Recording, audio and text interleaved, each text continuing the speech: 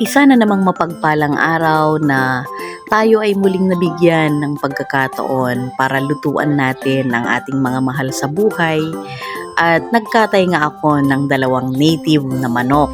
So ayan nga guys, ito ay alaga ko na matagal ko nang ikinulong para pagdating ng Disyembre mag-uuwian ng ating mga mahal sa buhay galing sa ibang bansa, mayroon tayong maluluto at may hahain. O ayan, sayang ano, mangingitlog na sana ngayong araw na to pero ganyan talaga dahil nakalaan para sa dinner ng mga darating galing ng Canada. So ayan nga guys, tuwang-tuwa ako pag ganito na meron ng itlog yung niluluto dahil malasa.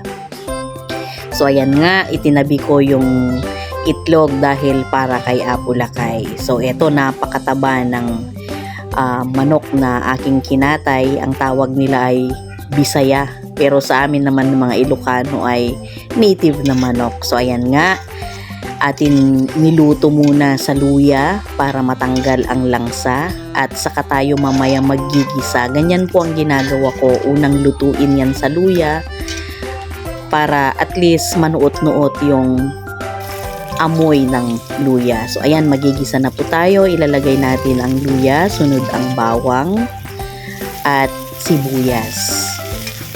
At ibubuhos na po natin yung ating unang niluto na karne ng manok sa luya.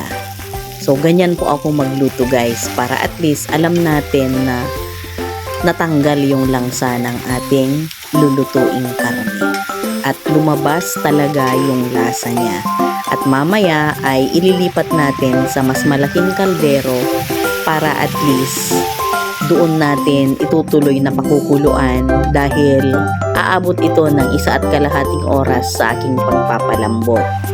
So ayan nga guys, papalambutin na natin at pag napalambot ay lagyan ng papaya at dahon ng malunggay or pwede naman ang dahon ng sili.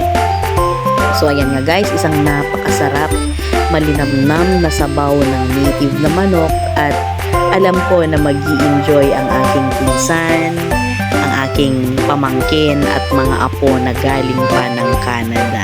So ayan, tuwing dumarating sila, hindi nila pwedeng hindi daanan ang aking bahay dahil paghahandaan ko talaga sila, mag-i-enjoy sila ng aking mga ihahain. At hindi lamang native na manok, of course hindi mawawala ang pansit cabanas, ang family favorite. Meron ding macaroni salad, overload yan, kunti lang ang macaroni niya, puro yan fruit cocktail, nata de coco at fruit gel. At of course hindi mawawala ang napakasarap na pinakbet ni Mami Hercel. Thanks for watching. God bless everyone.